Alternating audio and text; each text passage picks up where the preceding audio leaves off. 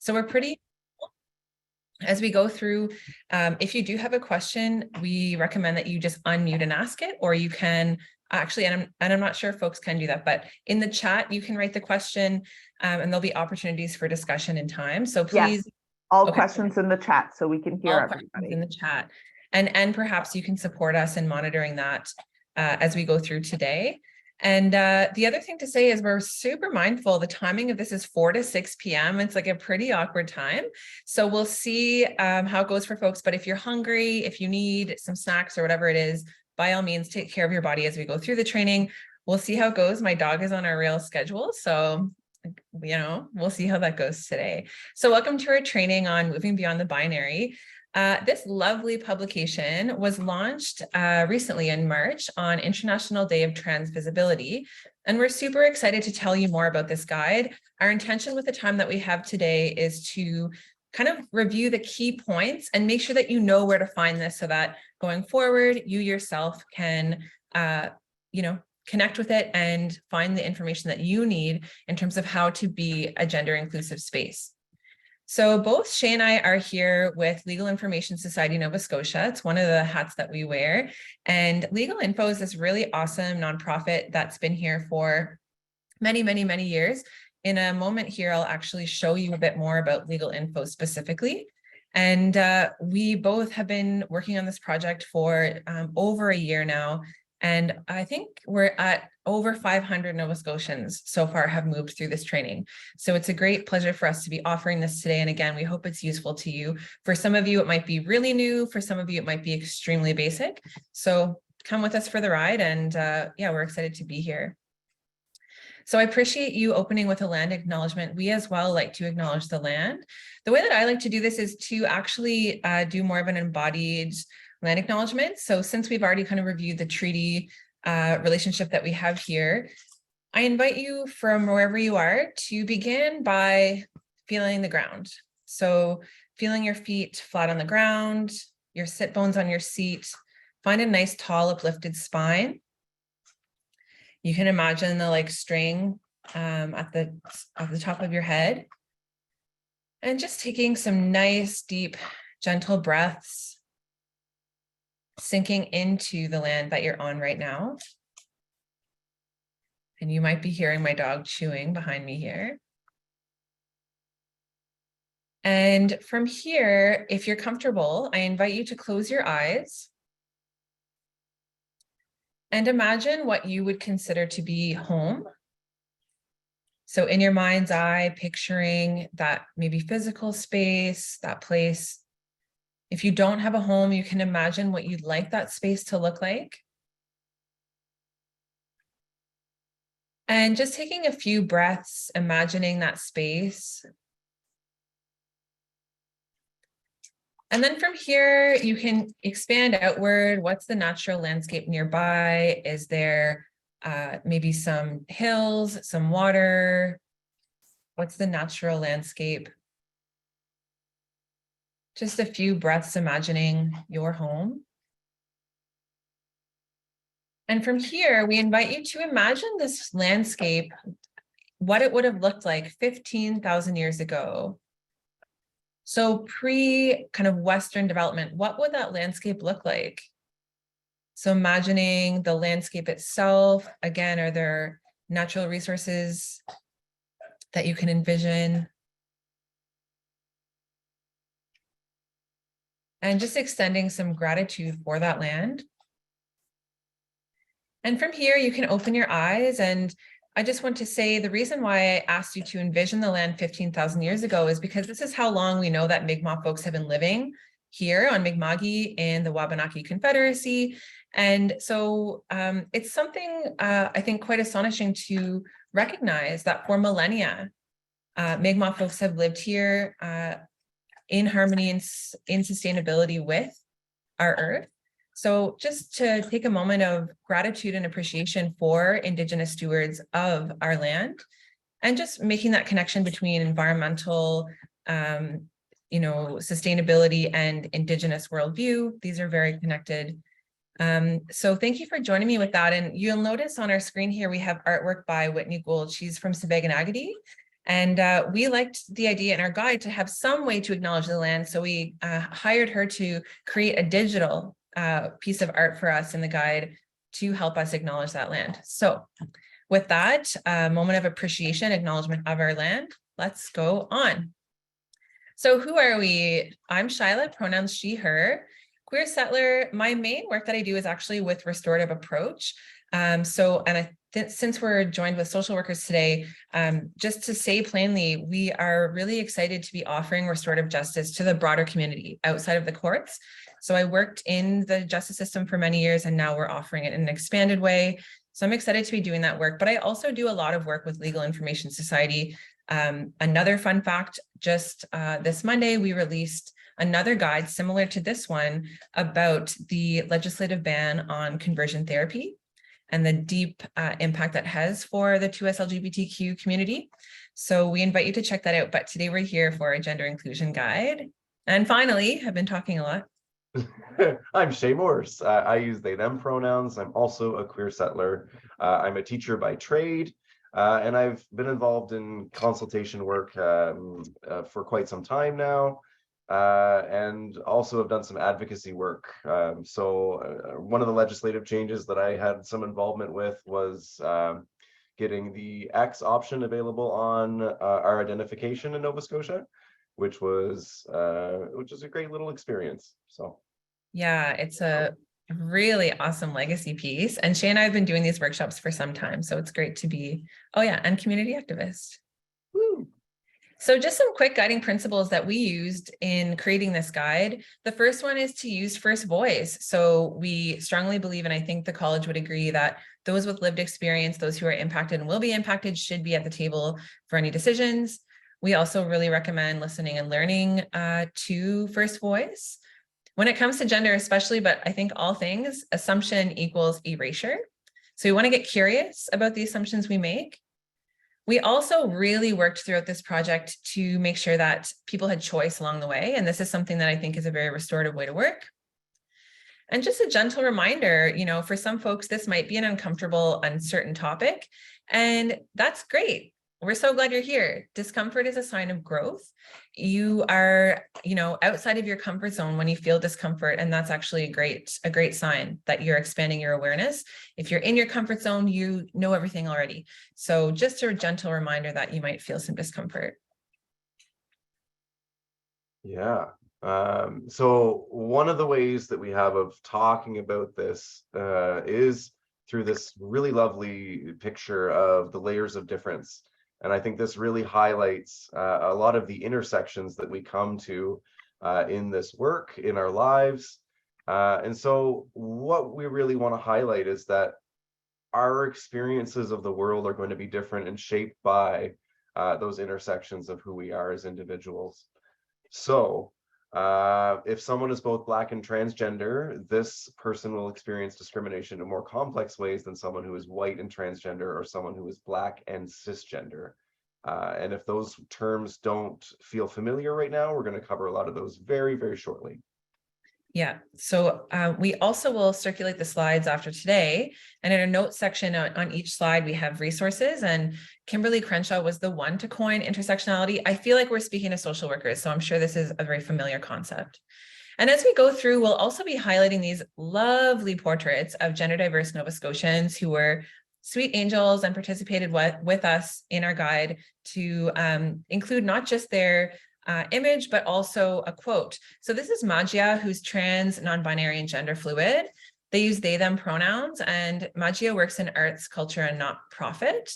And Magia says, we are always changing. Embrace the fluidity and do not fear the water's flow. So today we'll get to see some of these images, not all of them, but we love it. So I'm going to show you now our, oh, sorry, I should have had this one up. Our Beyond the Binary site. And so basically this is where it lives. So it's legalinfo.org/beyond the binary. Pretty easy to find.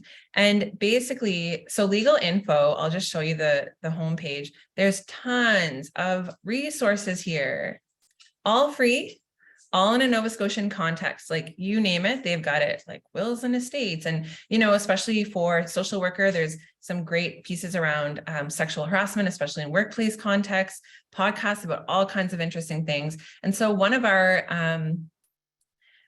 guides is the one that we're here to talk about today.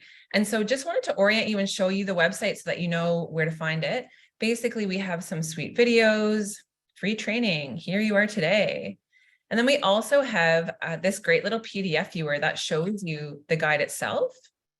And it's all hyperlinked. So let's say you just need, you know, what do I do if someone's legal name is different than the name that they use? You know, you can just click on that segment. And as you can see, we have our digital land acknowledgement as we saw. And everything is organized into helpful questions. So, you know, you don't need to read it front to back. You can just check in on the pieces that you need. We have a PDF version. We have a mobile edition, which is great. The second tab, I am so excited to tell you about, particularly this group, because when we were doing this work, we were quite amazed to discover the really giant need for workplace policies. So throughout this project, we created this lovely free gender inclusion policy. And it's fabulous. It basically looks at responsibilities for gender diverse employees, responsibilities for management themselves. We also look at human resources and things that HR can do to make a workplace or an organization more inclusive. So you can copy and paste. We have a link to the Google document here as well. So this is awesome. We love this resource. We hope you use it. Tell everybody that you know that it's free. It's ready to rumble. And then our third tab here, our Meet Us tab, is my favorite one, which is just a great gallery of the portraits. So if you're curious to learn more, to read from the different perspectives of folks who participated, this is the space. And then the fourth tab is very straightforward. This is the resources. So let's say you need certain things that are local. Let's say you just need some educational stuff. Here it is. And then last but not least, we have a shareables tab that looks at, you know, different things that you can share if you want to use some of our queer imagery or our, some printing things that you can have in your space. And I just realized I probably didn't do the share sound thing. I did not. So now we're just going to watch a short video that was actually voiced over by Shae themselves. So it's very lovely for us to see this. And so this is, of the three videos, one looks at kind of just the overview, which is this one. The next one is about the importance of having a queer gender inclusion policy at work. And then also the third is about hiring queers and how it's actually awesome to hire queer folks. So we'll just quickly watch this little snip, which is voiceover and written by Shae Morse.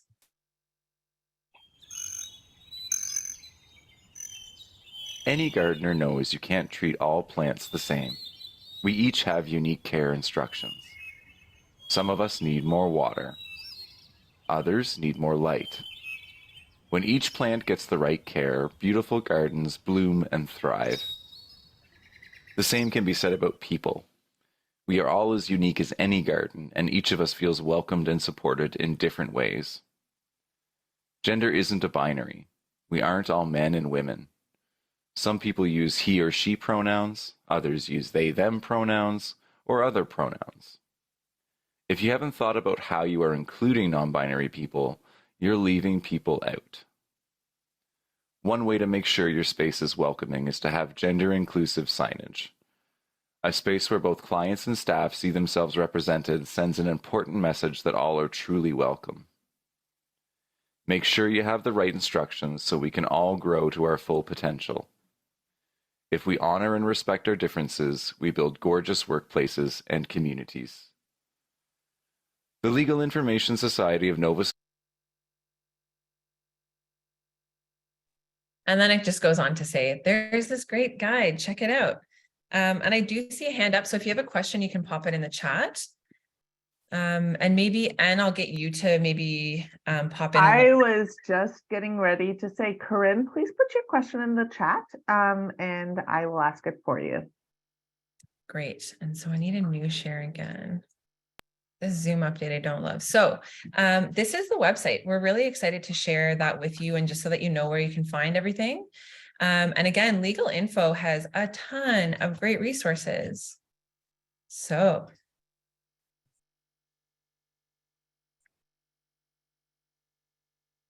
this is Tio, who is non-binary, uses they, them pronouns, and works in queer youth ed. Oh, you can't see this, can you? No. Oh my goodness. This is the new share thing. Let's see. My apologies, everyone. I'm thankful for your patience.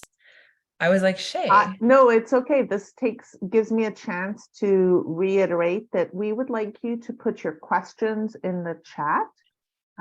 Yes, we now see Tio. Great. So Tio, who's non-binary, they, them pronouns, and works in queer youth ed. Tio says, being queer to me means giving yourself permission to be your most authentic self and show up for yourself. Being queer means being yourself, being scared and afraid, but being queer anyways, because being queer is sometimes all that we have.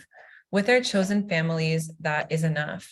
And so if you haven't heard of the concept of chosen family, this is something that many queer people hold dear. And it's this concept that, you know, we can create the family structures that we long to have outside of biology and genetics. And so I'm grateful to them for sharing that. So time for a little gender 101. So this might be a little basic for you folks, but we're going to cover this nice and quickly. So terminology, when I'm talking about trans or transgender or cis or cisgender, these have their basis in science terms. So I'm putting on my educator hat right now. Trans means out of alignment. So when we're talking about chemical molecules and chemical structure, we have trans and cis atoms, just like we can have trans or cisgenders. Okay, so cisgender means in alignment. So how these are applied, if you are a trans person, if your gender assigned at birth does not match the gender that you see yourself as. Okay, you are cisgender if you do identify as the sex that you were assigned at birth. Okay. Yeah. And so it's important to understand that gender is in our minds. It's how we feel. It's how we know who we are. We all know what feels like us and what doesn't. We can think about anything in life where we're like, I love that, that's so me, or that's so not me. Gender is like that. And sex is about our anatomy. It's a different thing. Usually our sex is a medical professional when we are born that makes a call based on external factors, genitalia really. And so there's a lot of complications with this, and we tend to, yeah, we could go into this. We won't, but it's important to understand the distinction. The gender unicorn. All right. Love the gender unicorn. This is my friend, the gender unicorn. The gender unicorn is thinking about a rainbow.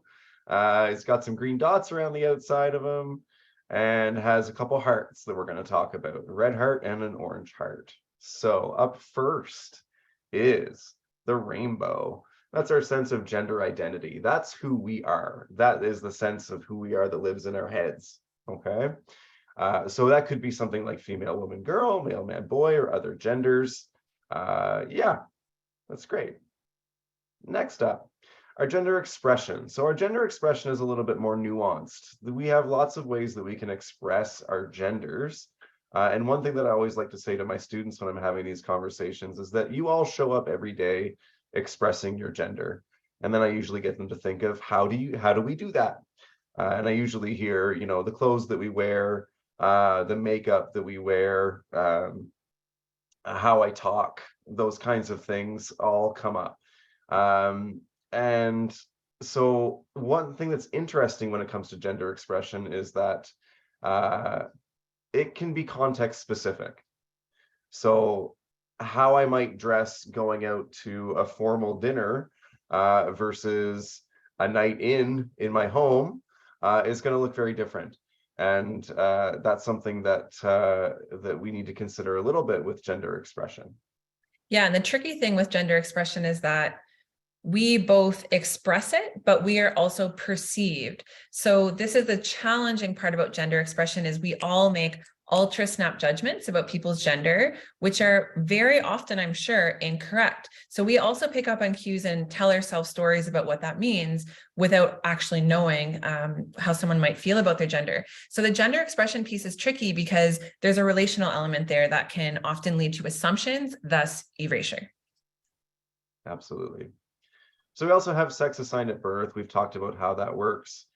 Just want to highlight that there are other options, including intersex folks, that are a part of this conversation as well.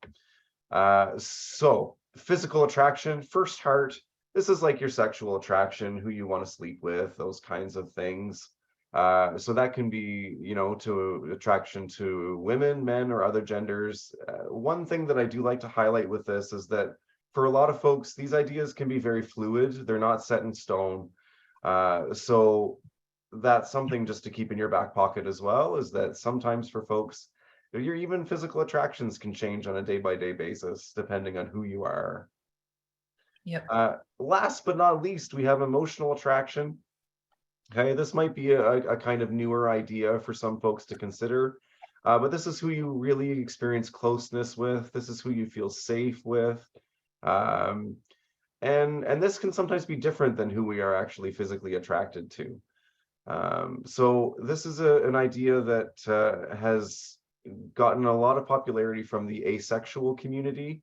Asexual folks are those folks that don't experience or experience little to no sexual attraction to other people, but they still desire that feeling of closeness and relationship. So that's just something to think about. Yeah, and the gender unicorn is kind of like a step up from the genderbread person who you might have seen. So what I'm actually going to do is put in the chat a link that's going to take you to your own gender unicorn. So I'll show you just briefly. And basically you can put in your name, your pronouns, and then these little thingies here, they move. So you can, what we want you to do is just quickly, we'll take like 2 or 3 minutes. We want you to do your own gender unicorn based on today, because many queer folks and many people just in general might change their expression like even within the same day. So today, what's the way that you're expressing yourself? And just to know, as soon as you open the link, it's a private copy that no one else can see. So it's on your own computer. You know, you can do with it as you wish. So I'm going to stop sharing. I'm going to put this in the chat. So we invite you to just click on the link. And we'll just take a couple moments to write that. Give that a try.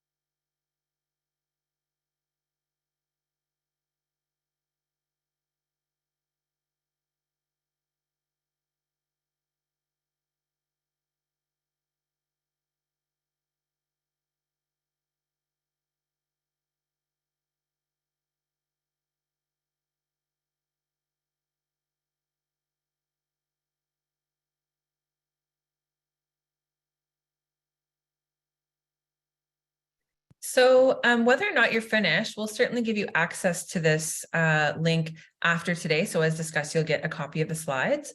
So before we move on, we'd like to ask you the following question, which is what came up as you did your gender unicorn? What came up?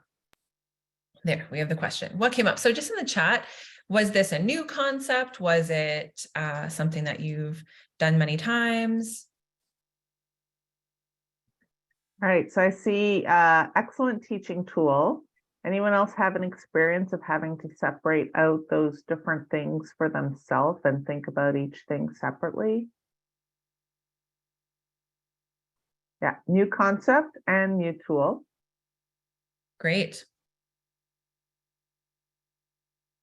Any other Rec- thoughts in terms of what it was like? Yeah, recognizing that emotional attachment is not gender laden. The concept of emotional attraction is separate to physical, that's a new concept for people. Yeah, just separating out all of those concepts is may have brought up some feelings. Yep. And, you know, for queer folks, we often think of these things, you know, regularly, if not daily. So yeah, if it's new to you, that's great. Welcome to considering your gender.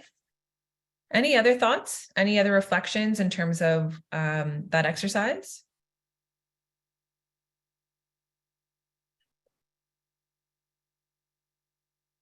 Yeah, I'm definitely seeing that the emotional attraction separate from physical is a new concept that's powerful for people. So that's, and the notion of attraction is multifaceted, as Janice put it.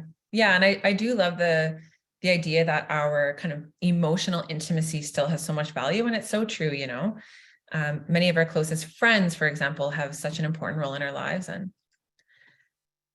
so we'll keep moving on.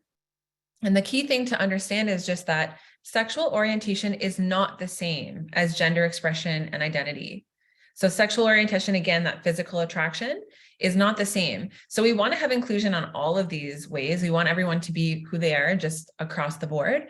But today we're here to talk about gender expression and identity specifically. So when we launched this publication, we did have a bit of confusion around that. So we want to make sure that we're crystal clear today on that one. So, gender identity and expression are protected characteristics under the Nova Scotia Human Rights Act and Canadian Human Rights Act.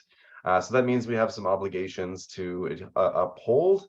And so gender diverse people have the right to be treated with dignity and respect and to use washrooms that best align with their gender identity, have their names and pronouns respected, have identification documents that match their gender, and to expect the same degree of respect and fair treatment as cisgender people.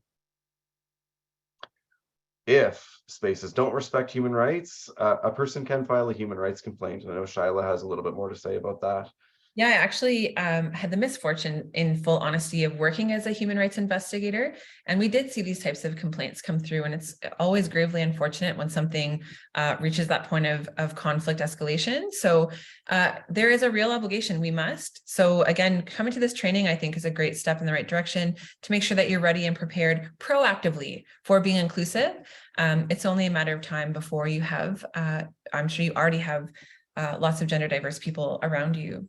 So this is Tam, who's non-binary and gender fluid, uses he, she, they, and chan pronouns, which we'll learn more about, and works in biochemistry research. And Tam says, I am a Gen 1.5 non-binary gender fluid researcher and use a combination of English and Vietnamese pronouns, he, she, they, and chan. To me, queerness means a never-ending self-accepting journey. I came to terms with my queerness in late 20s, just when I thought that I am done with my self-discovery journey. Still, I don't regret having this journey. I'm very proud that I did. So I have deep appreciation to Tam for this quote, because it's true. We learn about ourselves and how we express ourselves and what we long for throughout our entire lifespan.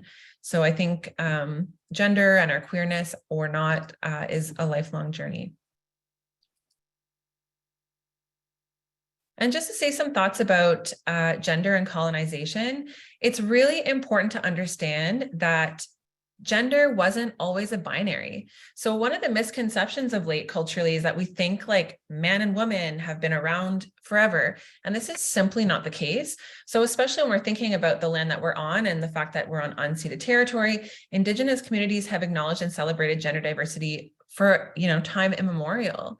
And so now, Two-Spirit people traditionally and currently hold special respect and honor for their unique wisdom and spiritual importance and power. So two-spirit is kind of a catch-all term that we're using today, but in many, many Indigenous communities, there were multiple ways that people could express gender. And unlike our current culture, which seems to be resistant to gender diversity, historically, when we're looking at the land that we're on, being gender diverse was actually considered a special thing that had, a unique quality that we should honor, that there was like this, expansive view on things. And so, we could spend hours and days and years and months imagining how colonization has harmed Indigenous values, languages, and ways of life. We're not here to talk about that today in detail, but it's absolutely the case. And so throughout the colonization process, this binary was really imposed on Indigenous communities in a way that was not at all something that was pre-existing. And so part of, I think, the importance of reconciliation and gender inclusion is that those concepts are actually deeply connected.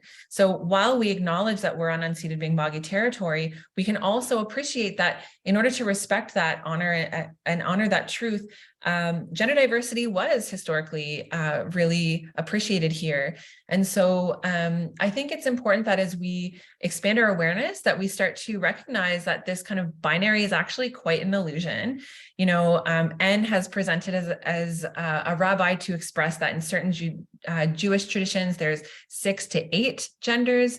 And, things that we hold as truth, even in terms of pink and blue being gendered in a matter of centuries, even within a colonial context ago, pink was actually a masculine color and blue was a feminine color.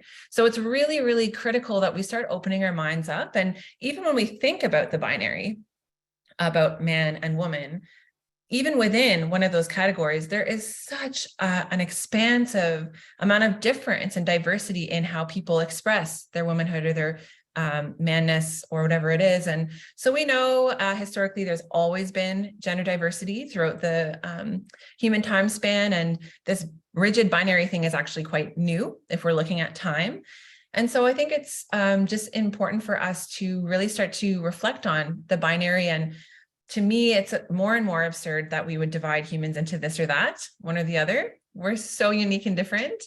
And so this is why our guide is called Beyond the Binary. We really do want to shift out of it. And I think, again, recognizing the territory that we're on is part of that, I think, road to gender inclusion.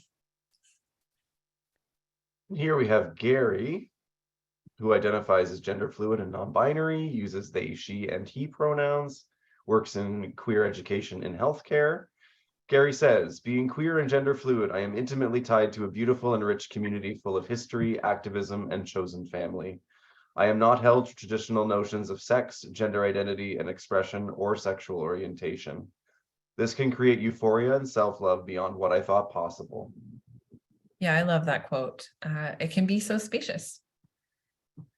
And now just some quick things on pronouns and names. So why do pronouns matter? Well, basically, it's a very simple and easy way to show that you respect diversity. That's it. And when you don't know someone's pronouns, you should be using gender neutral pronouns. And this can be like a giant world shift in terms of not assuming anyone's gender. But the more that you deepen your practice of being gender inclusive, the more you'll recognize how often every day we're making these assumptions that may very well be incorrect and maybe even harmful. So the golden rule, the single greatest thing to take away today, if there's one teaching that we want you to hear loud and clear, ask about people's pronouns instead of assuming someone's gender. Ask. And it's okay to ask. And we're even going to tell you how to do it. Here we go. How to ask for pronouns. Lead with your own if you're comfortable doing so in an introduction. For example, hi, my name is Janet. And my pronouns are she, her. Would you tell me your name and pronouns?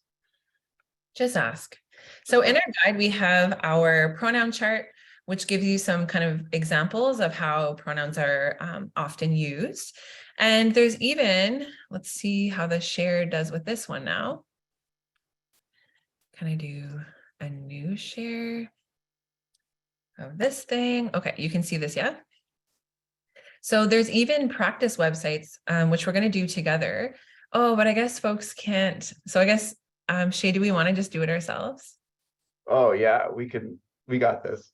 Okay. Usually we'll get folks to like chime in, but for now you can just watch. So we're going to use the basic they. And if you are new to gender inclusion work, they, them pronouns is very much the norm. It's time to practice. You are definitely going to run into situations where you must use this pronoun if you haven't already found yourself there. And it's just a matter of practice. So to speak very, very plainly, it is difficult to use new pronouns. It is something that requires time and patience and practice. But the key to understand is that it's not actually about perfection. It's just about effort and trying and a commitment to working on it. That's typically what the queer community is after. So the first time that I had to use they, them pronouns, it was quite a mental shift to get my mind to fully be there. And it took some time and there was lots of mistakes. But I assure you, if you keep at it, it will be this thing that you don't even think about it anymore. It truly does get really easy. So here's how I use these pronouns. And as you saw, there's like all of these fun ones, some neo pronouns, just if you want to get real interesting. We're going to use they, them. So here's some examples. They really love burgers. Those cats belong to them. Their bedroom is upstairs. They are all by themselves. And you might also hear themselves. Both are fine. Are we ready? So Shae, do you want to be the one? Yeah, you can do it. Oh, this will be a good test for me. Let's see. They love cheese a lot. Nice work, Shae. Yeah. Woo-hoo. I called them yesterday. And we encourage you in your own space. Like think about it and even say it. Getting your mouth around it is actually part of the work. That is theirs, not mine. Nice work, Shae. This one always trips me up. I'm not gonna lie. They touch the bird themselves. Themselves. And this could be also themselves. That's fine. In this game, it's themselves. I'm in love with them. Thanks, Shae. They will take over the world. Nice work. They love themselves a lot. Themselves a lot. Their feet smell bad. Stinky. Stinky. I think they hate bananas. I think so. I learned their pronouns. Great. 100%. So if you need to practice, this is a great way to do it. And again, it's practice. It does actually require labor and effort to be able to use them correctly. And that's okay. You just need to try. Okay, I'll do a new share again. Okay. So we have a chart in our guide, which you can check out. And so basically, as we said, when you use pronouns, it's a way of showing that you're inclusive. And the thing to understand and appreciate is that you don't know who's in the room when you're practicing pronouns. So by you using the correct pronouns and checking in about pronouns, you're signaling to like everyone who might have some difference or, marginalized identity that you are that person who cares about these things. So it can have kind of a ripple impact toward building community trust and integrity. And so really basic ways, add it in your email signature. Do it during introductions. As we said, hi, my name is Shila, my pronouns are these. What are yours? Yours truly. You can add your pronouns to your Zoom name. So N had directed some folks to do that. I think that's great. And so mistakes are going to happen. And we always get asked, what do we do in this case when their mistakes are made? So using the incorrect pronouns is called misgendering. So if you make a mistake and misgender somebody, we want you to do 3 quick things. We want you to 1, quickly apologize, 2, correct yourself, and 3, most importantly, move on. It's not the end of the world. It's just a mistake and you can move on from that and that's okay. So one of the things that we really do want to avoid is centering your own feelings if you do make a mistake. So sometimes we get kind of defensive and want to say, oh yeah, I have this trans nephew that is going through this really hard time, but I'm really supportive of them, I promise. And we just don't need to hear it. We just don't Really need to hear it. If you're not confident using someone's pronouns, you can just use their name instead. And this is not an ideal solution, but it is a stopgap in case you're having trouble with someone's pronouns. So you would say, for example, I'm going over to Shila's later. Shila's having this lovely dinner, and we're going to have a good time hanging out with Shila and Shila's friends. Yeah. It's a little awkward, but you can make it work. It's an interim step. And just a quick note, there's a lot of strong feelings about they as a singular, but we want to clear that up. They, them has historical roots. So it's been used as a singular third pronoun for many centuries. And many well-regarded dictionaries, Oxford English, Merriam-Webster, identify it as a single pronoun.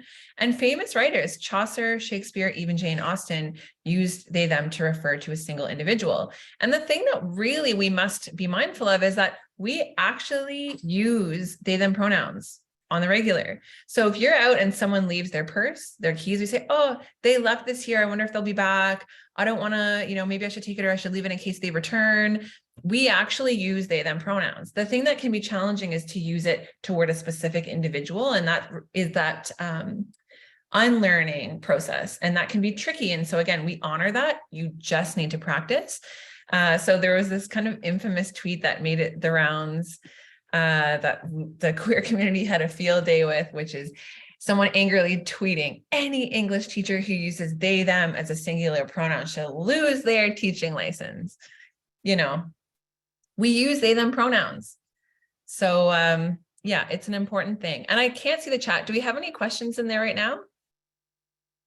So yeah, I think people are just really resonating. And I shared a couple of tips about just how to practice writing out memories, or like if you have a memory with someone and they now are going by a different pronoun, to practice retelling your favorite memories so that it doesn't just accidentally pop out. Great. Love that. Yeah. And it's just, again, the commitment to trying. My mom and I have been on this road in terms of trying to get her to feel comfortable. And so now we're in that conversation where when we're out and about, both of us are regularly making assumptions about gender, and both of us are kind of, correcting ourselves on that and trying to not assume, even in the general public. And there's a lot of descriptors that we can use, the person with the coat or someone with the pink hair, like that, person. We don't need to use he or she as often as we think that we do. So it is, again, common, normal, that it takes practice and that it's very strange. And I do think even making the commitment with someone that you live with to just use they, them in your space, just to practice making the shift, can be a great way. So thanks for sharing that in. And our guide looks at a bunch of stuff. So we're not going to go through it all. Hopefully most of you feel, used to it.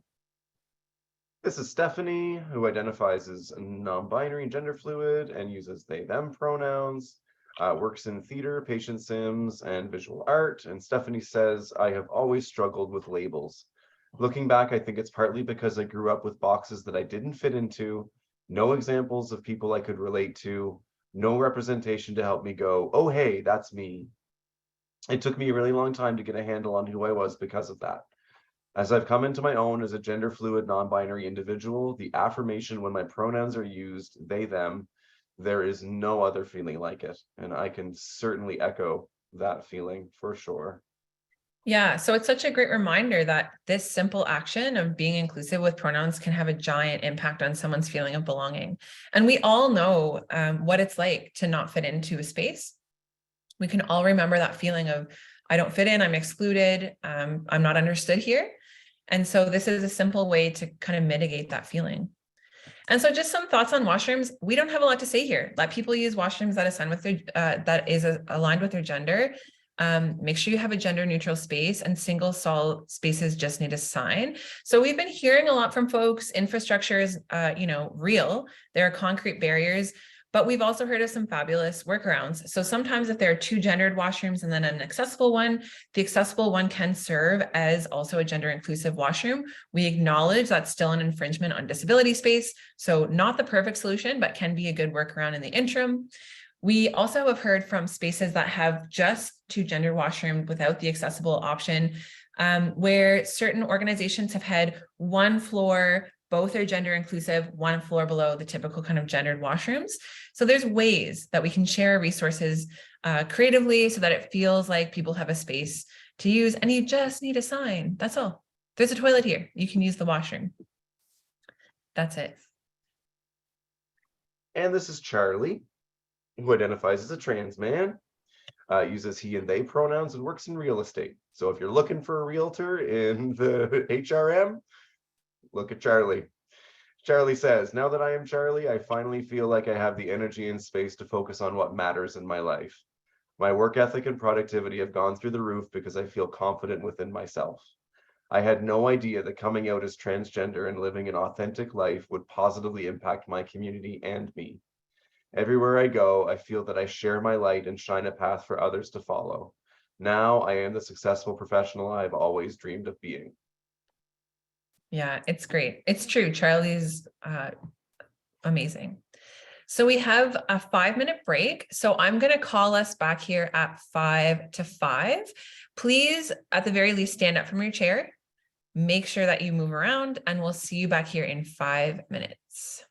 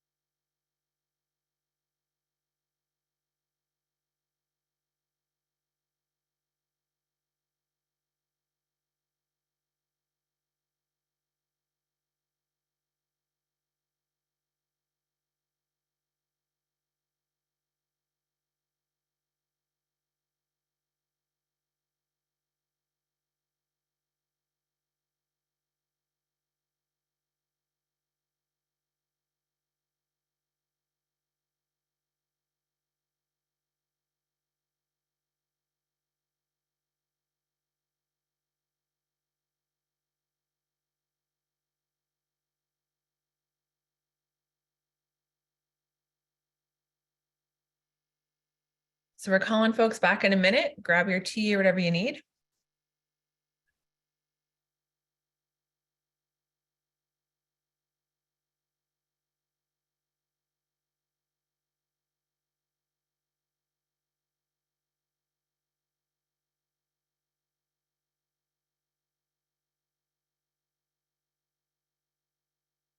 So we're calling you back now.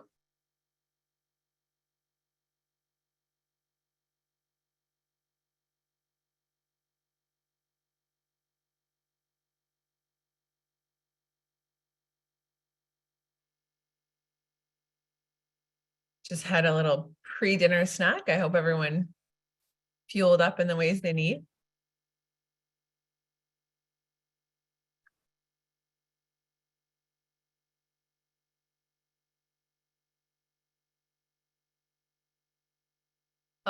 For those of you who are just returning, we have a great comment about a Mi'kmaq singular non-gendered pronoun. It means a person, nigam.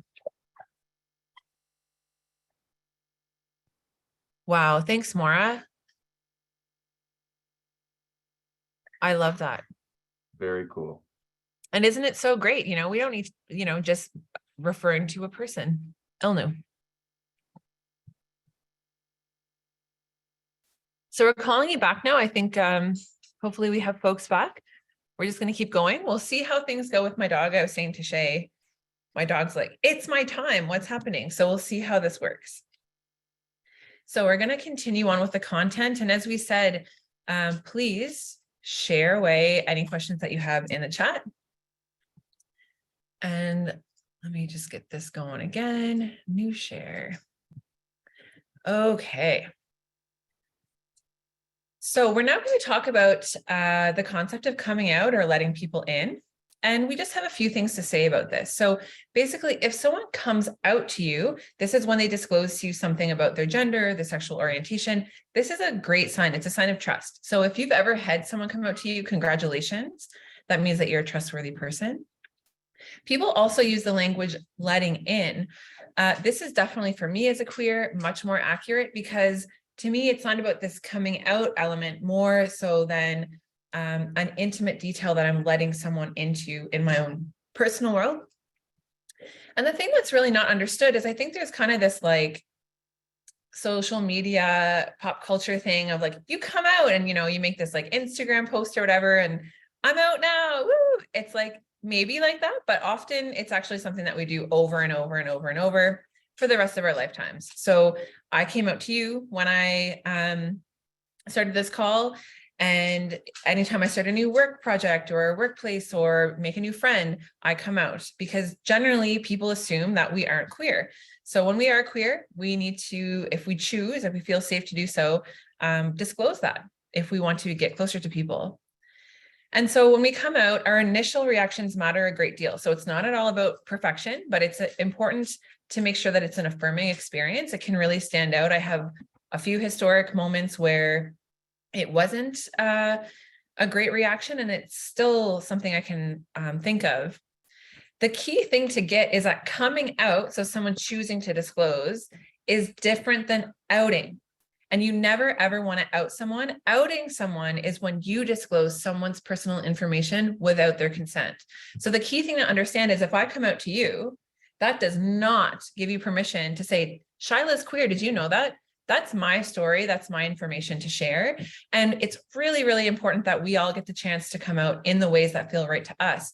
And it's actually pretty important because sometimes people are in the closet or they're not out, or they're not letting people in because of safety issues. Maybe they're aware of a really homophobic person in their workplace, or they're not having that conversation yet with their family. So when you take that moment away and you disclose that, it can be really harmful.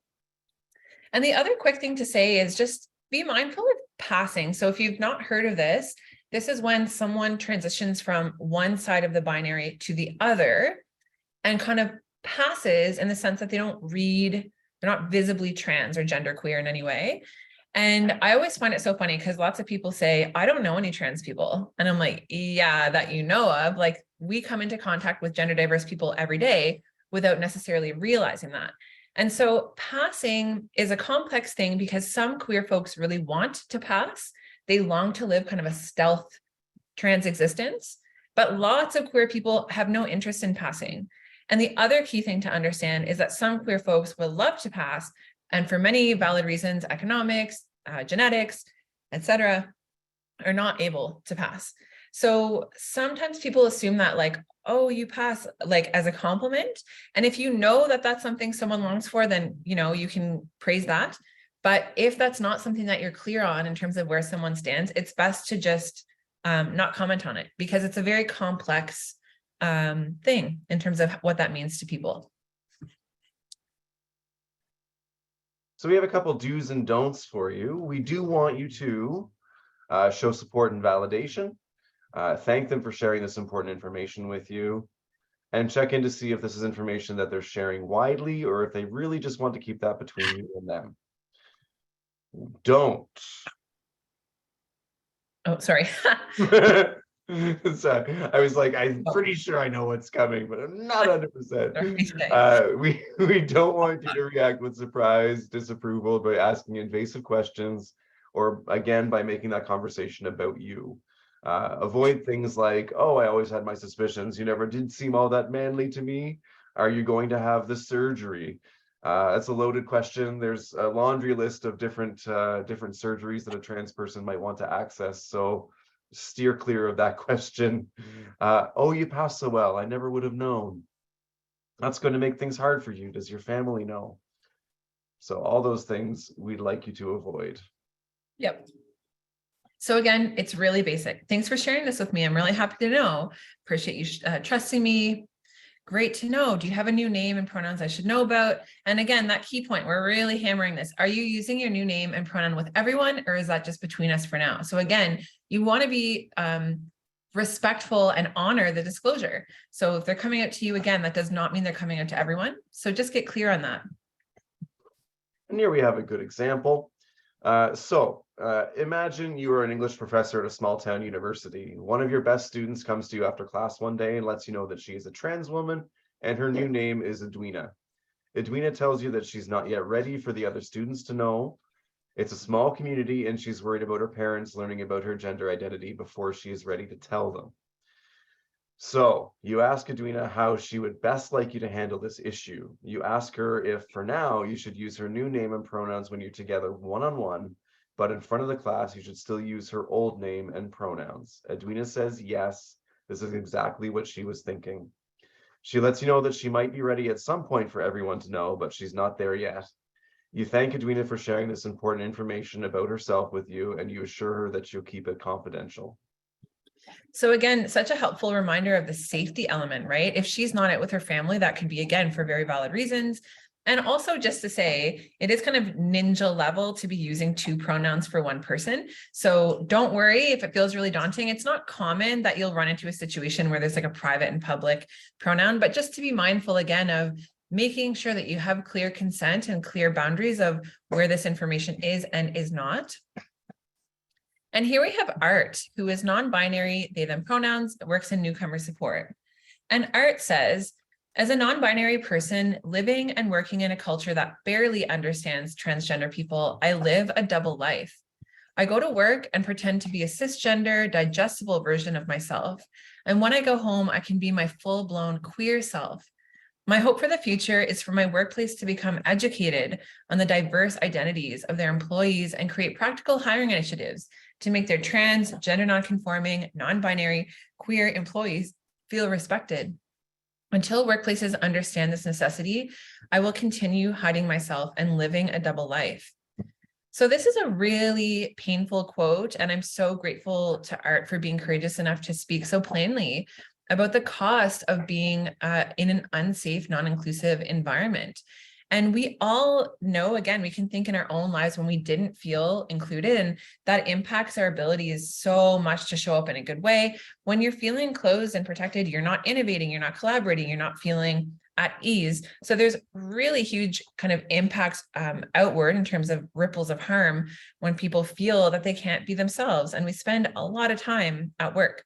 So to be hidden and tucked away and not feel that you can be authentically yourself, This is an experience that we don't want anyone to go through. So now we're going to do some breakouts, and just to say very plainly that you don't have to participate in the breakout if you don't feel comfortable, because we get that you might not have known, but we encourage you again to get out of your comfort zone and be courageous. So we're going to put you into groups of 3 to 4. We're going to give you maybe 5 to 10 minutes, and I'll make sure to give Anne cues in terms of the timing of this whole thing. And basically what we want you to do is just have a very great conversation where you imagine you identify a real or imagined scenario where queer folks are not included. So maybe where you're working right now, and we hope that as we went through the content today that you could think of things where you're like, oh, like we could be doing this or we could be doing that. So, or maybe it's something that you've seen or that you can imagine, to just talk about that with other people. And then we want you to identify what you can do to be more inclusive. So just imagine where you saw a lack of inclusion and how you can resolve that. So, and you're going to get folks sorted. Yeah. So you are going to be sent into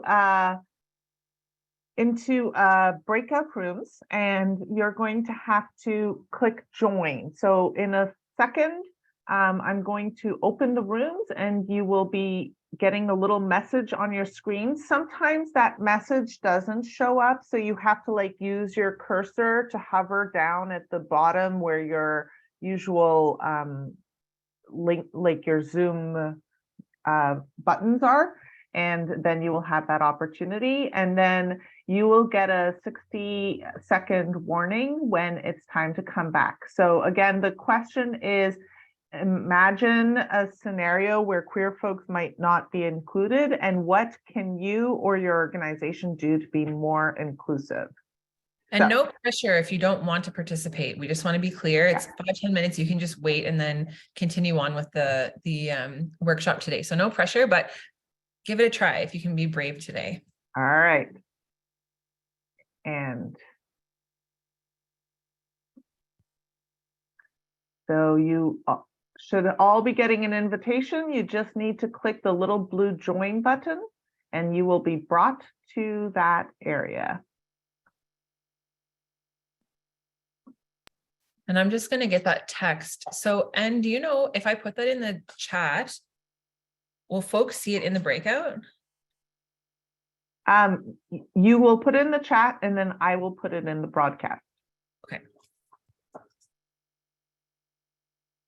Because I'm also just going to check if I can, while they're in breakouts, share. I can, so I'm going to do that.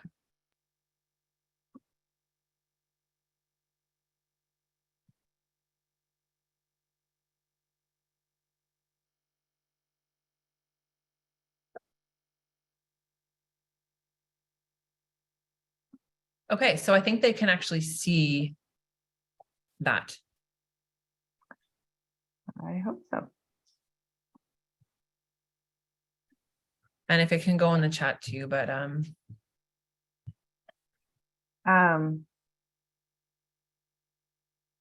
I'm looking and I see some people are not joining. You should just be clicking join. If you are having difficulty, put in the chat and I will move you. I see a couple of people who are, I'm just moving. There's a couple of people who are like in only one spot. So like, yeah, if you're having difficulty, I can move you into a different room. So just put in the chat that you want to be, you're having difficulty, and I can move you or resend that request.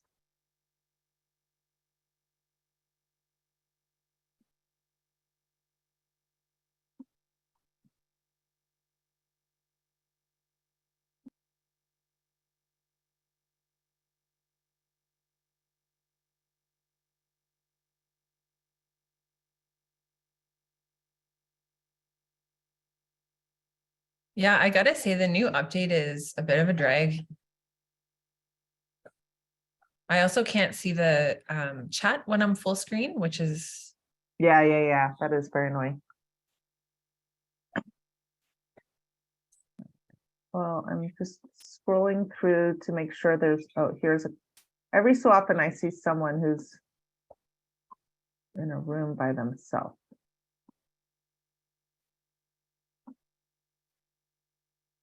And just to say, for those of you who are still here, if you've opted out, yeah, all power to you. If you have any questions, we're here right now. We have time to spare. We've got another 5-ish. So if you want to pop in the chat to this group, we're But here. unfortunately, like Heather, sometimes that you have other things that you need to deal with so that you can be more centered later. I'm moving a few people who were alone. Most people are in groups of 2 to 4. Yeah, thanks a lot, Anne. The breakouts are a real challenge. All good. I think I don't see anyone that's alone anymore.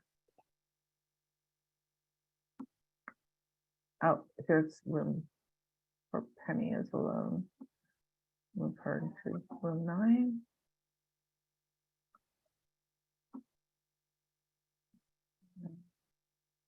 Person could go into room 9. This person could go into room 9.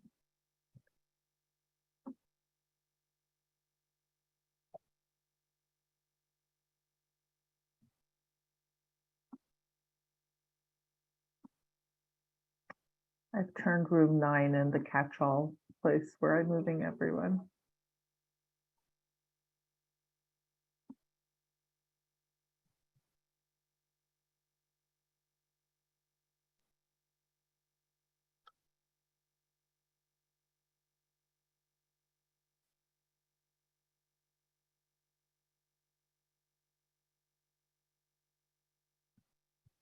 All right. Don't see anyone alone anymore, really. So maybe, should we maybe start the 5 minutes from like now-ish? Yeah. I would Yeah. do maybe 3 to 4 minutes, to be honest. Yeah, okay.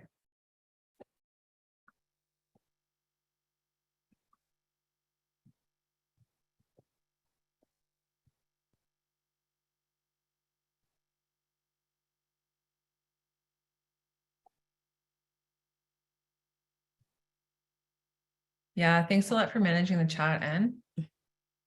Yeah, and my pleasure. Yeah, we're typically juggling it all, so it's nice to have another person to support. Yeah, no, I agree. Yeah, it can be a little hectic, so.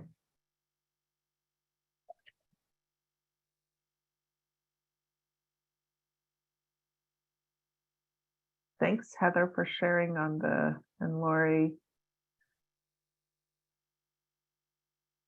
and Angela. You're all good. Appreciate you joining us to the best of your abilities, and it's okay. And this is recorded too, right? So. Even your pup isn't cooperating. Yeah, we get it. I have dogs. Yeah, it is no joke. Okay. At least you're able to participate. I feel like if it weren't for Zoom, it is that time of the day. If it weren't for Zoom, like people wouldn't be able to join at all. So people are able to still connect and did have a scenario recently with a group I volunteer with. Not that we weren't inclusive, but I had some people asking me to make a post or statement for our events to ensure that we were inclusive. You know, one of the things that love for you all to maybe talk about is there are people who don't feel comfortable, like while the practice of saying these are my pronouns is meant to be inclusive, it can also force some people in a box. And yeah, virtual has really assisted in some ways. Yay. Could you repost the link to the gender unicorn tool? I was driving while you posted it. Yeah, we'll put it in the chat. not just now, but when people come back, because anything we put in the chat now, people who are in the breakout room can't see it. So we will repost that though, Twyla. Yes, thanks. Yeah, and we can also think about, because one of the, I'm going to give everyone maybe a 2-minute warning. yeah, I was going to say, or even a minute. Oh, okay. I would say a minute. It's Okay, been then I'll just close a while. the rooms. So for the That gives weird them- rooms that started late, still enough time to maybe have a chat. All right, yes. But yeah, that's a good point. And because in an earlier session, we had had that discussion, like sometimes just sharing your own leaves the space without asking the question. But it can make some people, or, you know, like for those of us that don't feel comfortable with any pronouns. Yeah. It- Yeah, there's no like, silver bullet. There's no silver anything, yeah. Oh, nice. Right, so people are joining in 30 seconds. Love that. Some folks have their videos on suddenly. That's really nice. No pressure. It's just like, oh, yay. Yeah, no pressure. We're not presenting to the void. So 15 more seconds and we will have all reconnected, at which point I think that Shila is going to repost the unicorn. Sure. All right, everyone is back. Okay, I'm not going to do the gender unicorn right now for ease. But okay, Shae is on it. Thanks, Shae. So we're just going to open up now in the chat. What came up? What came up in the discussions? If you're comfortable just typing a little something. And we also feel like it's quite common that folks return and they're like, we didn't actually talk about the question. We just talked about other things. So, what was your conversation like? So just please feel free to add something in the chat. The guiding question is, what can you or your organization do? But it can just be a reflection on the discussion that you just had. And just to give some gratitude for everyone being patient with breakouts. It's not always easy on our side of things to get them going. So gratitude to N, but also to all of you for being gracious about any kind of digital struggles we had. So I'm hoping there are some brave voices who can share something with us about the conversation they just had.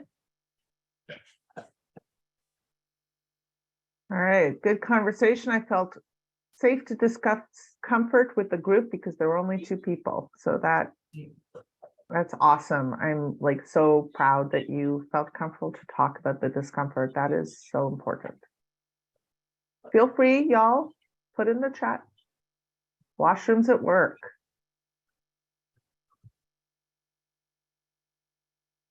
Yeah. Great things coming up in the chat. I think that importance of having non-binary staff members is a huge thing. Hire queer people. Yeah. We have How to good get the ideas. older. I love how to get the older generation on board. A question for us all. Yeah, wasn't a lot of time. Totally. So a bunch of folks speaking to the washrooms thing, which, yeah. Any other brave voices to share with us?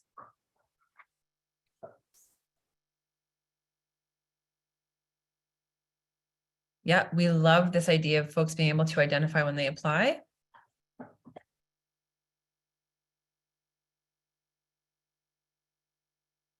Great. Love to know that part of intake is asking about gender identity and sexual orientation. It's huge.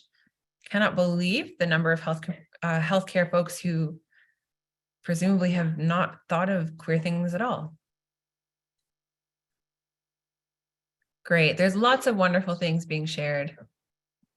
Unnecessary policies requiring identifying unnecessary info. Also very important. Why are we asking the questions that we're asking? Do we need to know this?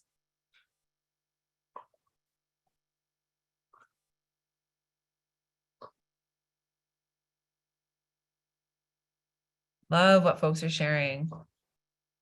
Using different descriptors in our everyday language. Wonderful. Yeah, male-dominated orgs. Even saying my partner instead of, or my spouse, as opposed to like my specific gendered wife or husband, just trying to transition to more neutral language. Yep. Thank you so much. It means a lot to us to hear what came up. So thank you for being open with us about that. And we hope that it felt worthwhile. And again, we thank you for any challenges you may have run across with the breakouts. It's not easy with a big group. So we're going to share now. Let's see. New share. I'm learning this new way. Now we're shifting into the part of the presentation where we're talking about beyond the binary. We hope you're hearing us. There's lots of things that we can do to get out of that. So we're going to start with this sweet little video. We also want people to understand that the fight is not over yet.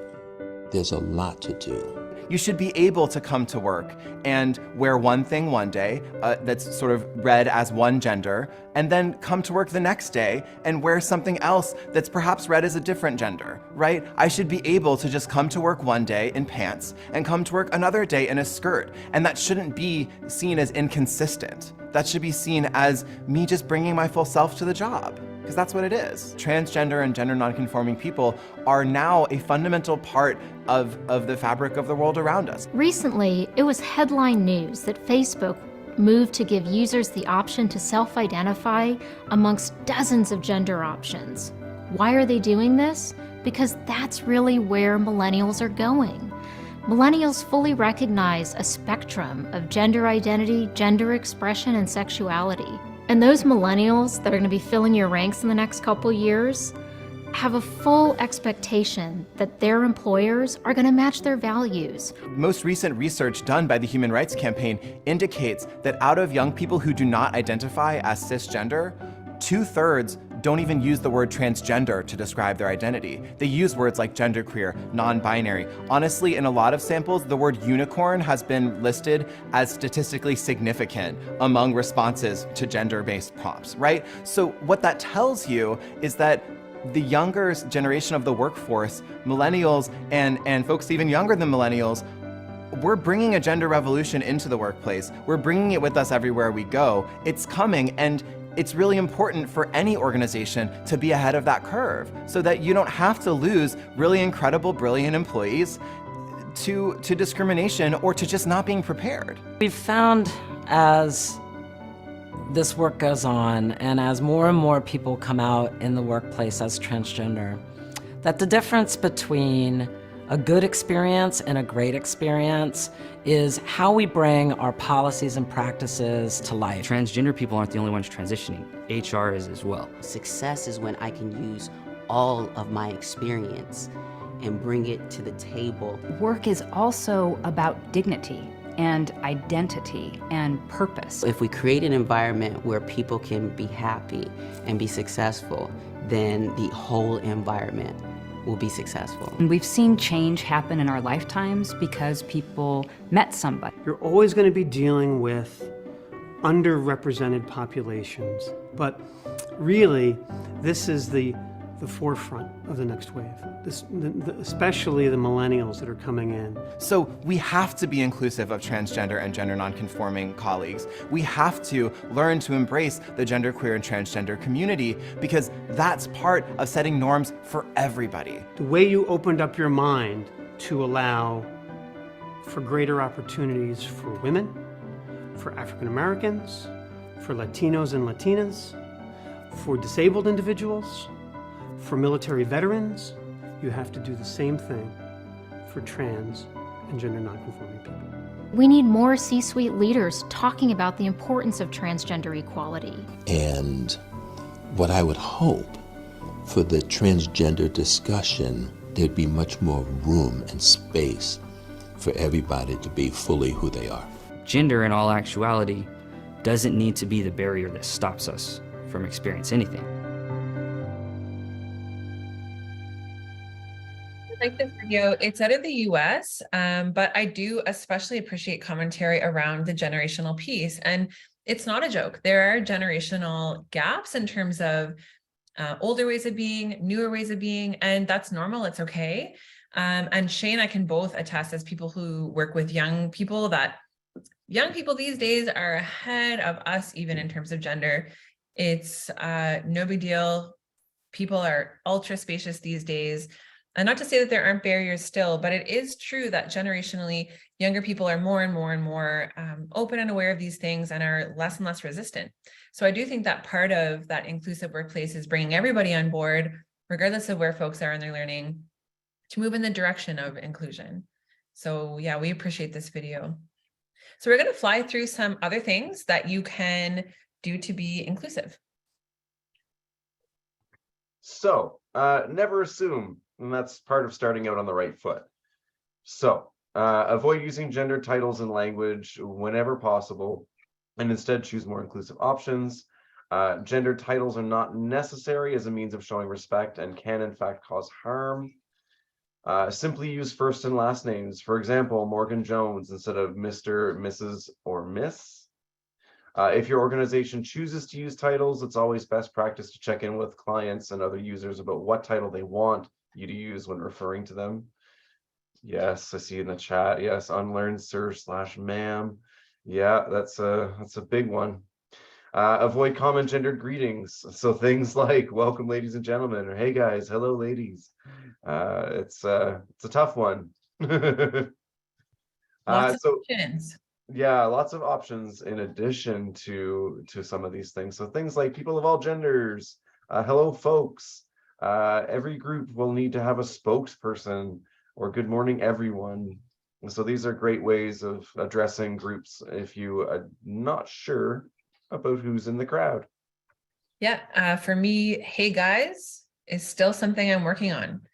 I'll have periods of time where it's like out, it's gone, and then it reappears again. So it's like this, we just keep working on it. And in time, I feel optimistic that I will get that one there. So just a quick note on uniforms. This is really important. If you need a singular look, make sure that there's gender neutral options and many sizes. And options are best not just for queer people. So for me as a cisgender person, I would still opt for a spacious, more masculine fitting item than a kind of more tailored one. So always let people choose, never assume. I heard some horror stories in our consultation work, which just to say, we had a really profound series of community consultations for this guide. And it was amazing. You know, when we first pitched this, we were like, this guide's going to be like 20 pages. And then we had 19 one-on-one consultations, and we had 16 folks participate in the portraits and also have conversations with us. And it went from a 20-pager to a 70-pager because we realized, even ourselves as queers, but as cisgender people working on the project, that we still had so many gaps in terms of our understanding of needs. So I heard for one organization that an employer had said, we're going to get pronoun tags, but gave people pronoun tags without ever checking in about what are the pronouns that you would like displayed. And clothing is also an important way for especially queer people to express themselves. So it's just important to be mindful of that.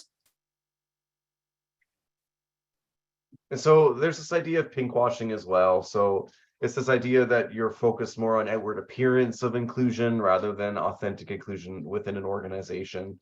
So this is sometimes called pride capitalism as well.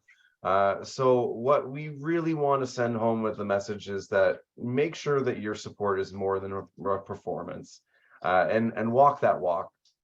So if your one investment in the LGBT community is going to the Pride Parade once a year, our best advice is to redirect that money to some other avenues. For example, more education for your staff, all those kinds of things that we can do instead of the performance appearing pieces that we have access to and that we've engaged with over the years. Yeah, and we know the queer community is paying attention. It's never lost on us. You know, banks are notorious for that, where there's so many banks in the parade and yet have like no internal planning for like simple name changes. And people change their names for all kinds of reasons, not just for queer ones. So we notice these things. The other quick note is about ethical consultation, and basically make sure you compensate queer people for their labor, just point blank. So a lot of people we spoke to are doing kind of side things, initiatives, committees, organizing for inclusive projects, but are often doing it in addition to everything else, and it's all unpaid labor. And many queer folks do this out of passion and love and care. I've certainly been that person. I know Shae's been that person, but it's still the case that this is labor. So if you're not able to compensate folks for this, then there should be a broader discussion to say, we don't have money for this, but also how can we support you to do this labor? So can we take some other pieces off of your plate? And the other thing that I would say is if you only have queer people pushing this forward, then that's a red flag. Where are the allies? Where are folks that should be there supporting this community to take these initiatives? So some best practices for organizations to follow, just as a recap here, real quick. Check in with all new employees about pronouns. Make sure you have more than binary options on any forms that are available. Make sure your organization has a gender inclusion policy, or please use ours. Have a process for pronoun updating. So things like personnel files, business cards, name tags, all that cards, excuse me, all that sort of thing. Respecting privacy is a must. Never out people. Support employees who are transitioning at work with benefits and time off. Signal to the community that you include them, and invest in training and pay queer people to deliver it. That is a big one. Avoid anything rooted in a man-woman binary unless it's for a valid reason. So something like a women's shelter has really important value, whereas ladies' night, maybe not so much. Yeah. And just a couple notes about being an ally. So basically being an ally is like a friend. You have solidarity with this community, even though you're not a part of it. So as we've been sharing, first voice is key. So even in our project led by a whole queer crew, we still had giant gaps in our understanding. We thought it would be 20 pages and it's 70 pages. Honor everyone's pronouns. Update your email signatures, support people who are transitioning, let people use the right washroom, and stand up when you witness discrimination or any kind of harmful behavior. So, you know, a really quick line of, did you check in about pronouns, or that's not their pronoun? Or I think they use these pronouns can be something that you can say in the spot. I also find when folks are saying things that are kind of outside of a respectful community way of being, you can also just say, hey, we don't say that here, or hey, that feels outside of our respectful policy. Or, you know, I think there's actually maybe a better way to say that. And I also find, especially when it comes to inappropriate jokes or something with levity, you can also just ask the question of like, can you explain to me why that's funny? Which can be an awkward moment, but I think also a helpful way to just quickly break that cycle. And again, the ways that we show up in community have these impacts for those around us as well. So even though it might be that we're providing support to our queer colleague, there's other folks who are witnessing that, who might, you know, feel additional trust toward you because you're taking those steps. And here we have Rhiannon, who identifies as a trans woman and uses she, her pronouns, works in the queer nonprofit sector. And Rhiannon says, when a workplace supports and affirms me as a trans woman, I am able to bring my whole self to work. This allows me to thrive, which benefits both myself and the organization. Yeah, it really is a win-win. So again, just these reminders that growth is uncomfortable. So be gentle with yourself as you expand your awareness. It's normal. If you're like totally new, this is all 101, like welcome to the conversation. This can be a really big mind shift. You know, as a queer person, it's been a decade of thinking about gender and I'm still learning about gender. So I think it's really important to just be really gentle. And with that, I want to leave you with a wonderful gift called ring theory. This is a fabulous structure, I think, and especially in the social work field, I feel like is really useful. And so we're offering this to you in the context of someone who's transitioning or going through some struggles in a queer-related way, but this applies to anything. So this can be for folks who are going through bereavement or through a divorce or through some painful change. And it basically is a structure that was developed by Susan and Gary because their friend had cancer. And what they were noticing was that the friend was simultaneously disclosing their illness, but also supporting everyone in their painful reactions. And of course, there's a lot of grief to these things, but we don't want people who are struggling themselves to be the ones holding everyone else. It's not a sustainable way. And further, I think when we go through these things, so if someone you know is transitioning and you're struggling with that, which is normal, there can be grief associated with that. There can be, you know, difficult feelings or, you know, learning curves. we want to make sure that everyone feels supported, but that everyone seeks support from the right place. So here's what it looks like. Basically, we have these rings that represent different kind of parts of our community. So in the center, we have the impacted person. So in our discussion today, we'll be looking at folks who, let's say someone's transitioning. So this is a person who's going through, something that's challenging. The next ring is the closest circle to that person. So the people that are really in the know, that you see every day, that get that intimate detail of how you're doing. The next one is folks you see often, but you might not be super close with. So close friends, maybe, colleagues that you see every day, extended family members, whoever it might be. And then the outer layer again is like acquaintances, and you could keep going. So the closer you are to the person, the closer you are in the circles, the closer you are to the person in crisis, essentially. And the instruction, which I think is very helpful, is that if you are giving comfort, you're always going to pour comfort to the inner rings. So close friends and family can support family, maybe like the significant other. This ring can support the impacted person. But the other key thing to know is that you only ever want to lean out for support. Direct stress out of the rings.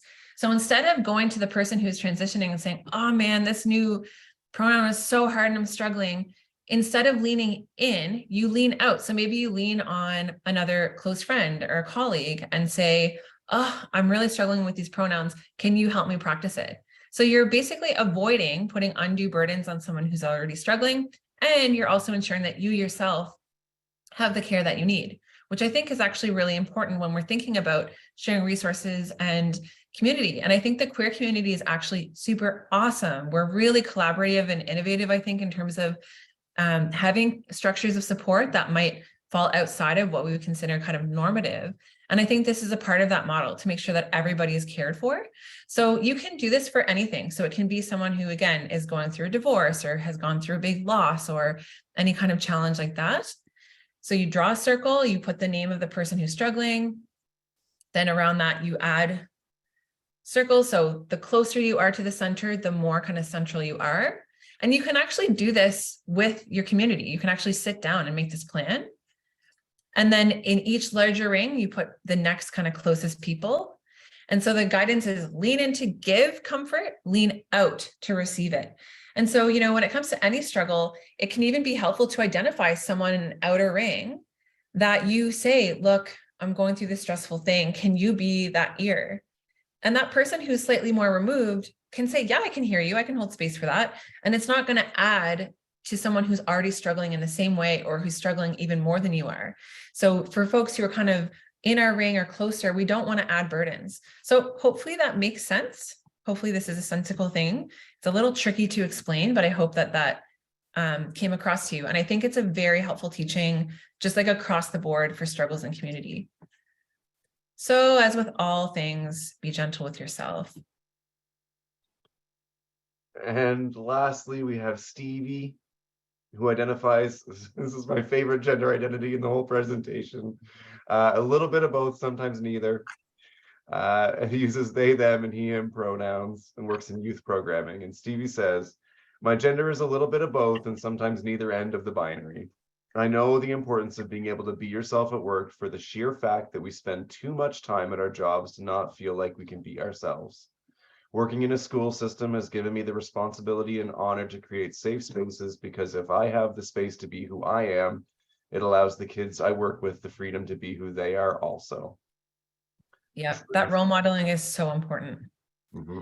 Yeah, and someone like Shae, who's a school teacher who is teaching, adding gender inclusivity, even when that's not the key topic, is so powerful. And as we're getting closer to the end of this presentation today, I just really hope that you're hearing us in terms of the value of being inclusive. So it's not just that you should, it's not just that there are human rights elements or obligations. It's not just that, this is kind of the cultural expectation. It's that we actually have a lot to gain. Our communities are actually better and stronger when we have diversity. And I think in this current moment, we're culturally really struggling to deal with difference. We're really not handling that very well at all. We're in a very polarized time of us and them. And I think that's very natural to the human condition, but we need to recognize that the more and more difference we have, while it might be uncomfortable, the more we are a strong and resilient community. When we're in an echo chamber, we're only reinforcing our own view, which means that there's so many gaps, these great ideas, these wonderful ways of working that we're missing out on because we're in this kind of homogenous space. So when it comes to the queer community in particular, I think we're a fabulous crew of folks who have lots of creativity, lots of interesting and unique ways to have love and family, lots of ways to share resources. So all of these things, when we show up to space and community, are real assets. We have a lot to offer, I think, that helps us create more gentle, safe, creative, collaborative ways of being. So there's a lot to learn from us, and hearing our voices, I think, is the way to do it. So we hope that you hear that today, that it's not just about getting it right or doing, the things that are expected these days. It's that walking in this way is actually like really powerful and meaningful. So after today, we're going to give you the slides and we ask you to fill in our survey. Please fill in the survey. The other really important thing I want you to hear from us today is that we actually are offering 2 free workshops to the public. So this workshop, but to the whole, on Tuesday, this upcoming Tuesday, and then December 7th. When you say Tuesday, is this tomorrow? Tuesday, the 22nd. Okay. Not tomorrow. Great clarification. So next week on Tuesday, and then the 2 Tuesdays from then, December 7th. I hope this is correct. Anyway, it's on our website. And it's 1 to 3 p.m. So this is open to all. So if you have friends, family, colleagues who could benefit from it, we really encourage you to join it. We're also, because we didn't have, you weren't interjecting, you were just chatting, we're finishing quite ahead of schedule. Usually we're right on time.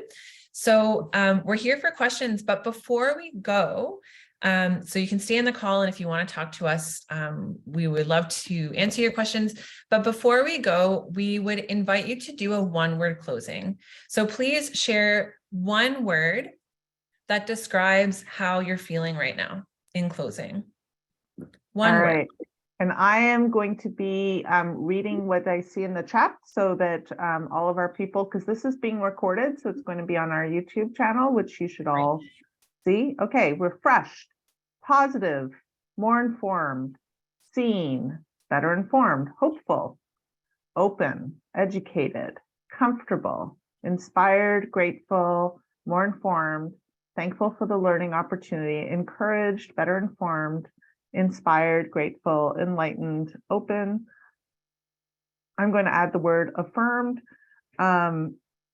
thankful, thoughtful, hopeful, inspired, energized, enlightened, better informed, grateful.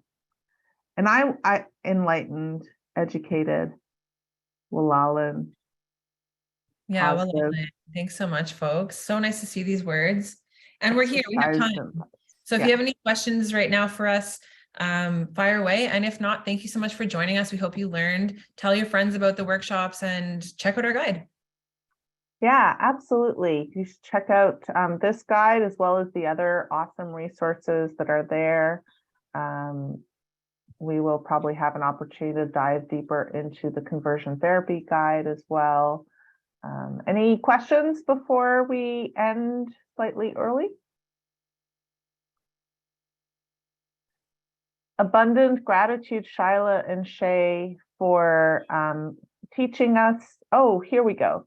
Can you please clarify that when someone identifies as a furry, which is popular with some youth and young adults, that this is not a gender or sexual orientation identity, but more of a cultural role-playing identity? Yeah. I think you just did that, actually. That was very well done.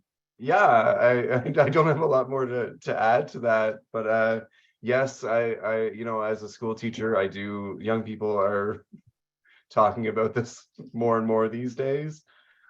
So yeah, just drawing that distinction that that when we're talking about that is absolutely a cultural or role-playing identity, as you said, than it is a gender or sexual orientation piece. The other thing that I'm going to say is younger people are, in the middle of exploring new identities and concepts. One concept that I didn't hear you all share is mirror pronouns. So the concept of mirror pronouns is that that people adopt the pronoun of the person they're speaking to, recognizing that fluidity. And so that is another concept that is newer, emerging. And I think that we want to be aware that this is like societally, it's really just, we're in the infancy of being able to welcome new language. There's all sorts of gendered approaches that are changing. For example, in Judaism, instead of saying bar or bat mitzvah, increasingly it's becoming beit mitzvah or brit mitzvah. So there's a lot of language that is in the process of changing. And so if you don't know, like, it's okay to ask. That's always a good thing, to just be open to recognizing that our language is going to continue to evolve. And probably next year, Shila and Shae are going to have to do a new training for everyone. It does shift a lot, just like any culture. Yeah, it's Any evolving. other questions? Like, we're here. This is our job. I think we're kind of done with the questions I'm seeing. I will say, yeah, the gendered nature of language is something to be mindful of, and how powerful it is. And it's something that I observe so much more since moving to this part of the world, as opposed to living in the States. People do use the word partner and they so much more often when not knowing who one is talking about. And as someone who identifies as non-binary, I have felt so much safer being myself, because so many of you all are already doing this. So that is absolutely something I wanted to share as well. I don't see any more questions. So Shae, Shila, thank you so much. And thank you, Shila, to your puppy that's been patient and feeding. We have one last question. While the language is being learned and practiced, how do you keep strong and determined? The commitment is all you need. You just, I'm going to try. That's it. It doesn't even require a lot of power. You just need to say, I'm going to try. That's what we need, is just try. And I think for social workers, there's also another piece that's about learning to be comfortable with not being perfect. And perfection is part of colonization. And in the same way as binary is part of colonization. And I'm grateful, Shila and Shae, for kind of helping us expand our understanding of what it means to be colonized and what it means to decolonize ourselves. That it hurts everyone. Colonization has hurt everyone.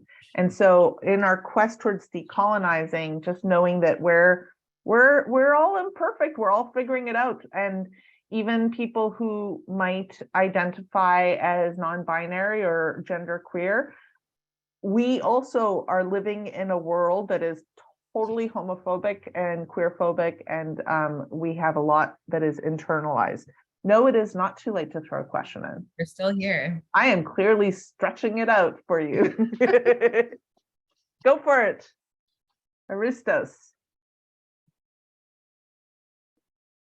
You're going to have to type it, because we recently had a small Zoom bombing experience, so we are especially vigilant for all of our safety.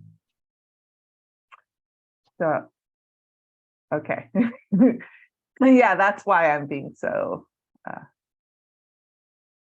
right, Aristos, we're waiting for your question. Other people can throw questions in too. About a gender identity and stretch of it. Can you say more? I'm going to try to take a risk here, and I'm going to give you the ability, Aristos, to unmute so you can, if I can find you. There you are. Okay, Aristos. Hello, can you hear me? Yes, we can. Yeah, I was wondering more about like sexual gender identity and the whole range, I guess you could call it. Oh, continuum, kind of. Oh, the spectrum. Yes, spectrum. Yeah, it is. And I mean, language and different ways that we understand it go on and on and on. So there's more and more language with each passing year in terms of folks having descriptors that help them feel understood and seen in who they are. So like sexual orientations, like the list is long these days. So you might hear, you know, lesbian, gay, bisexual, pansexual, but there's a whole other range of, you know, demisexual and asexual and all of these other descriptors. So the list keeps growing, and that's also said for gender. So that video that we watched, I think, was a really helpful resource for that in terms of like, you know, the list goes on. Gender unicorn is a thing. So it keeps going, which is, I think, part of why it's a lifelong learning. We don't ever kind of land. We don't say these are the things. It's going to keep, just like anything else, deepening in terms of what's possible and what helps people feel understood. Can you, about that, can you say a little more about demisexual and aces, just aromantic, asexual as other identities? Shae, do you want to speak to this one? Sure. Yeah, I identify as demisexual myself. So yeah, there's just a vast, I guess, how best to say this. We as time goes on, we learn more about ways of describing ideas that we've always had. And so like ideas like demisexual kind of talked about this idea. So being demisexual is this idea that you need to have an existing relationship with someone before you develop any sense of sexual attraction. And so it sort of is under the asexual umbrella. And there's lots of other identities under the asexual umbrella. So yeah, we're just putting new words to things that have always been there. So it's an evolution of language more than anything, as I see it. Yeah, more ways for folks to feel seen, I think. Okay, so how do you balance workplace requests to use pronouns on email while leaving safety for people who are not ready, don't feel safe to identify? That is really a very important question. And the other that came to me privately is still not understanding the word demisexual. Okay. So, well, what is the definition? I'm just like literally typing this in Google. All right, well, regarding balance of workplace request about pronouns on. So we have, I'm just going to put the demisexuality thing in the chat, but the definition. So there you go. And I have a lot of thoughts about the email piece, and we actually write about it explicitly on the guide. What we don't want is that it's a mandate, because that's just as bad as not including. But what we also don't want is that without context or proper modeling or education on why, then that does ultimately lead to just queers adding their pronouns because they're different than she and him. And that's also not great. So this was an issue that came up a lot in our consultations. And we actually have really clear guidance in the guide for leaders themselves to be the ones to say, hey, we encourage you to do this, and not just that you should, but these are the reasons why you should. And then if you're not in the queer community, that by, you know, adding your pronoun, you're normalizing the use of pronouns, and that's beneficial to us all. And leaders themselves should also be buying in. So we hear that actually came up a lot in our consultations, that organizations sometimes just say, you know, you can include your pronouns. And then it's kind of only queer people who are doing that. So it's a very great question, and we have a whole section on that in the guide. I think that's an awesome note to end on. And then I do want to just read out what was in the chat for our people that are here recorded. Demisexuality is a sexual orientation in which an individual does not experience primary sexual attraction, which is to say the type of attraction that is based on immediately observable characteristics such as appearance or smell, and is experienced immediately after a first encounter. I think those are great notes. You've left us with a desire to hopefully dive deep in the to hopefully dive deep into the guide. And Shila, I think your dog is calling you. And I thank everyone so much for joining us, and have a wonderful day. And Shae and Shila, thank you for creating safe space so that we could learn and try and ask. Thanks, everyone. Our pleasure to be here. Thanks so much. Thank you.